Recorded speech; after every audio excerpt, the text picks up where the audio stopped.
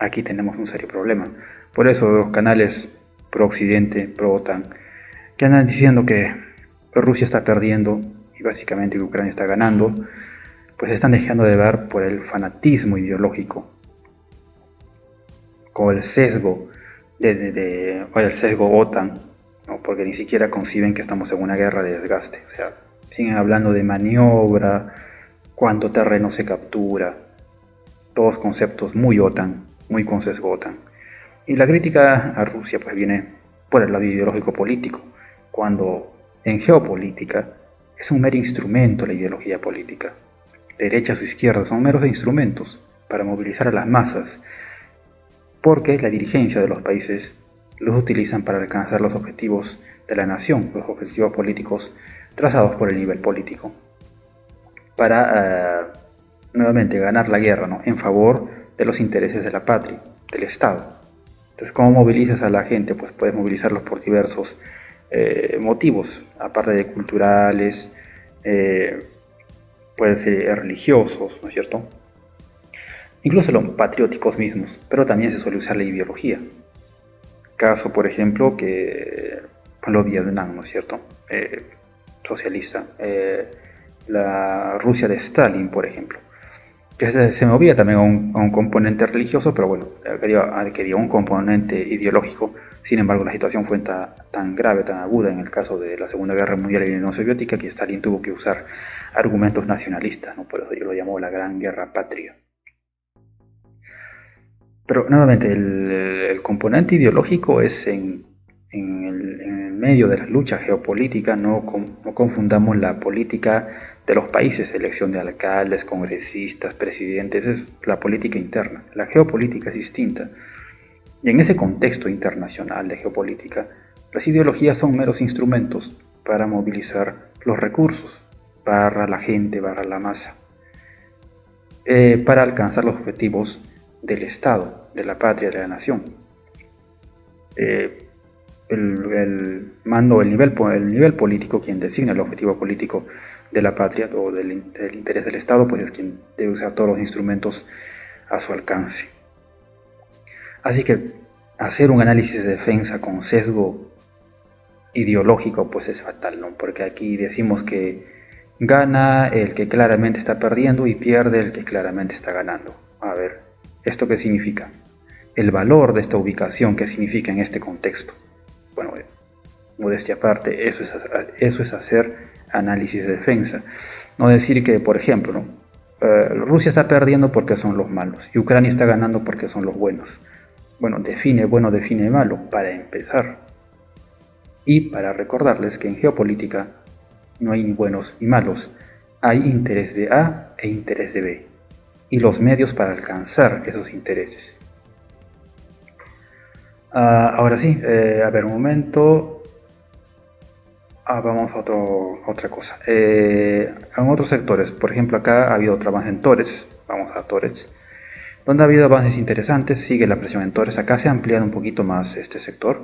O sea, las fuerzas rusas vean que ya han penetrado, como yo les decía, pues hace una semana atrás creo, que Rusia va a alcanzar las afueras, el norte de la zona urbana de Torets. Y esto era importante porque ya era una penetración en toda regla. Y vean que la primera zona por donde Rusia alcanza las afueras de la zona urbana del norte de Torres es siguiendo la línea de la carretera.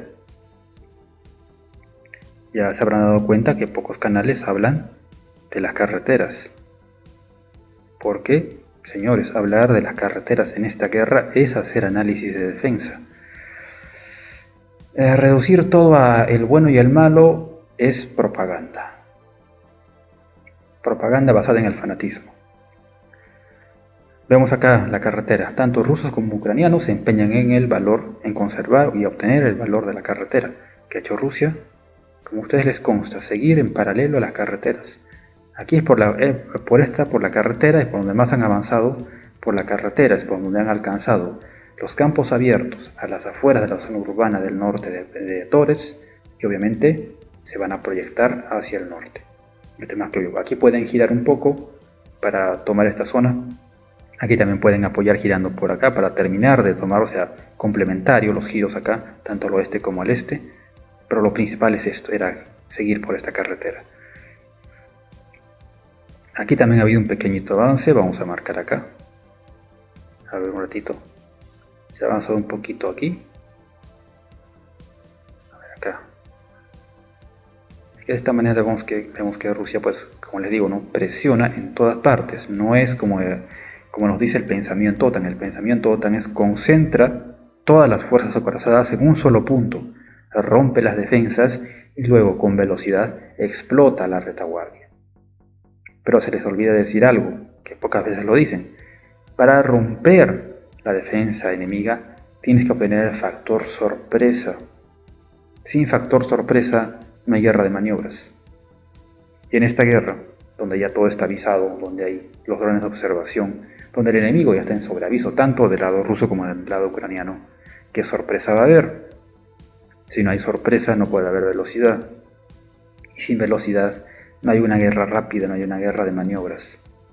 Por lo tanto, solo nos queda, por defecto, la siguiente opción: una guerra de desgaste, una guerra de atrición, una guerra empantanada, una guerra posicional de alto consumo de material, recursos e infantería. Eso no le gusta a la OTAN, o a los otanistas. No pueden concebir un concepto tan sencillo como ese y siguen aferrados, pues, al tema, ¿no? Tantos tanques ha perdido Rusia.